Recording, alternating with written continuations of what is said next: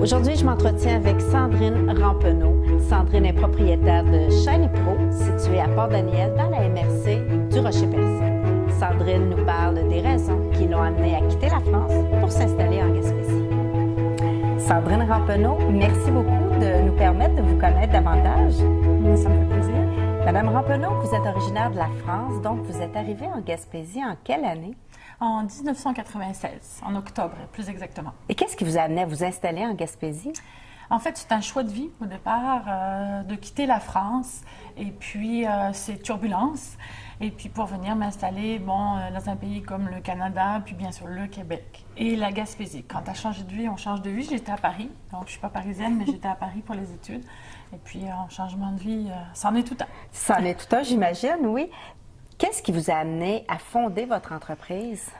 En fait, c'est parti d'une idée vraiment sur le terrain. Je travaillais à ce moment-là pour un restaurateur, M. Georges Mamelonnet, qui est feu Georges Mamelonnet. Et puis, il a eu besoin à un moment donné d'aide au niveau de la gestion, de la restauration des normes alimentaires, etc. Et puis, de là est partie l'idée où je lui ai proposé mon aide. Il a accepté mon aide. Et puis, de fil en aiguille, il m'a dit, écoute, tu as vraiment un beau projet là à développer. Et voilà, c'est parti de là. Donc, en fait, c'est quelqu'un tout simplement qui m'a fait confiance. Puis, alors, parlez-nous de votre projet, de votre entreprise qui est située à Port-Daniel, dans la MRC Rocher-Percé, Sani Shine. Sani Consulte. C'est commencé par Sani Consulte d'abord. Oui, Sani Consulte.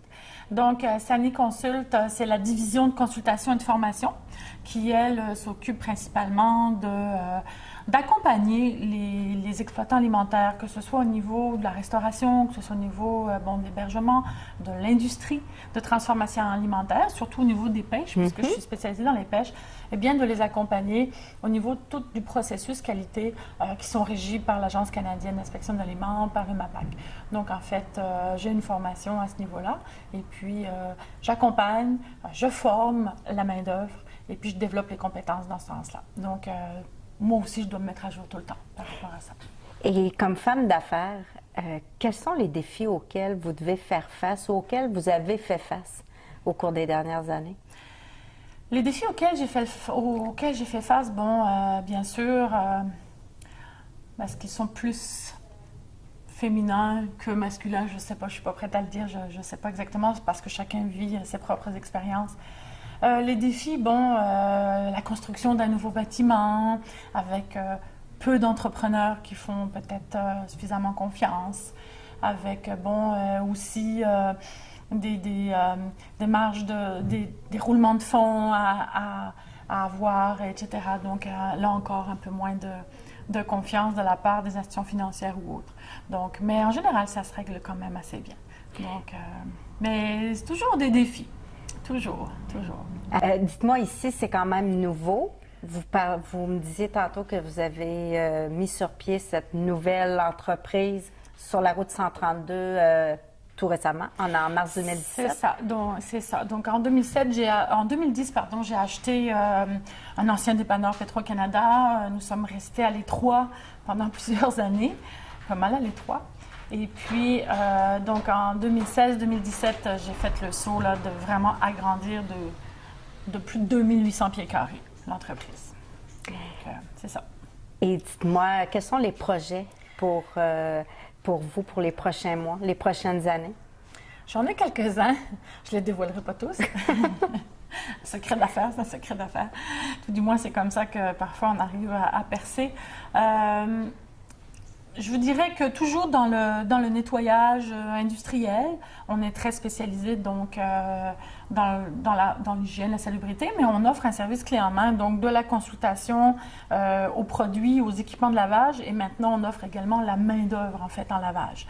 Donc on peut accompagner les exploitants jusqu'à leur proposer des équipes de nuit pour laver leurs propres établissements, ce qui est quand même ce qui est nouveau en Gaspésie, j'imagine. Oui, tout à fait. Très nouveau en Gaspésie. Et puis, c'est vraiment un service là, qui vient compléter, qui vient tout du moins aider les exploitants, parce qu'on a un problème de main-d'œuvre ici. Donc, les équipes de nuit sont toujours difficiles à avoir, mais étant donné que moi, je travaille à l'année et que je peux proposer plusieurs contrats à mes employés, bien, j'ai quand même une certaine rétention d'employés. Alors, vous pouvez offrir les employés, donc ceux qui manquent de main-d'œuvre, vous pouvez subvenir à leurs besoins Tout à fait. en offrant. Au niveau du lavage des usines alimentaires. Oui, tout à fait. Donc, ça, c'est vraiment quelque chose de nouveau depuis 2016. On a une équipe qui est déjà en place, là, qui entame dans quelques jours un nouveau contrat. Et puis, ça va bien. Il y a des ajustements à faire, évidemment, mais ça va quand même assez bien. Et vous avez combien d'employés au sein de l'entreprise? En ce moment, je vous dire, je n'ai pas calculé rapidement, peut-être 26. On a déjà été plus que 30, oui. Pendant la grosse saison, je dirais, avec la cimenterie de Port-Daniel juste ici, on a vu un pic là, de la main-d'œuvre vraiment augmenter. Et là, compte tenu que le projet va débuter bientôt là, pour la livraison de ciment, est-ce que pour vous, vous allez voir une baisse ou au contraire, ça va augmenter? Je vous dirais que la cimenterie est déjà quelque peu en opération depuis le mois de mars-avril. Puis là, bien sûr, on a vu une baisse puisque les sous-contractants ont quitté, puis on faisait affaire avec les sous-contractants.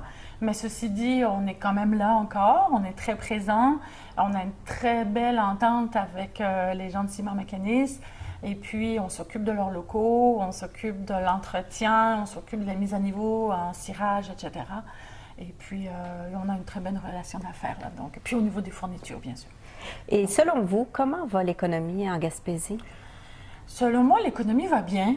Malgré tout ce qu'on peut croire ou ce qu'on pourrait entendre, ce qui se dit sur la Gaspésie, qu'en Gaspésie, il n'y a pas de travail, etc. Là, je vous le dis, là, il y a énormément de travail en Gaspésie. Il y a beaucoup de choses à faire. Malheureusement, on vit comme au Québec, on a une pénurie de main-d'œuvre qualifiée souvent. Donc ça, je pense que c'est généralisé au niveau de la province. C'est pas juste propre à la Gaspésie. Fait qu'on en veut des gens ici. Nous, on a besoin parce que même parfois, c'est un frein à notre développement. On aurait plein d'autres choses à faire. Donc, je pense que l'économie va bien.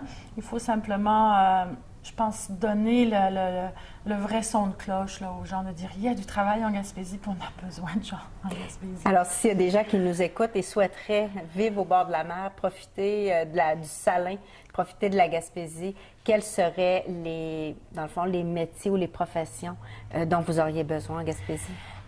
Bien, écoutez, je suis également présidente de la Chambre de commerce du Rocher-Percé. On a besoin de gens qualifiés en ressources humaines, on a besoin de personnes en administration des affaires, on a besoin de main-d'œuvre journalière, un peu moins qualifiée. On a besoin également de gens spécialisés en service à clientèle, de vendeurs également, de vendeurs avec des qualifications. Il y en a sûrement d'autres que j'oublie effectivement également, là, mais on a vraiment besoin de gens ici en Gaspésie pour venir compléter nos gens d'ici. Puis pour un milieu de vie, là, la Gaspésie, parce que moi je l'ai choisi, ça je peux vous le dire, c'est un choix que je n'ai jamais regretté, jamais. Et puis on offre vraiment ce que la Gaspésie peut offrir aux gens, c'est nulle part. On voit ça nulle part. Alors, quelle belle invitation. C'est lancé. Merci beaucoup, Mme Rampeneau. Merci beaucoup. Merci, Mme. Bon succès dans vos projets. Merci.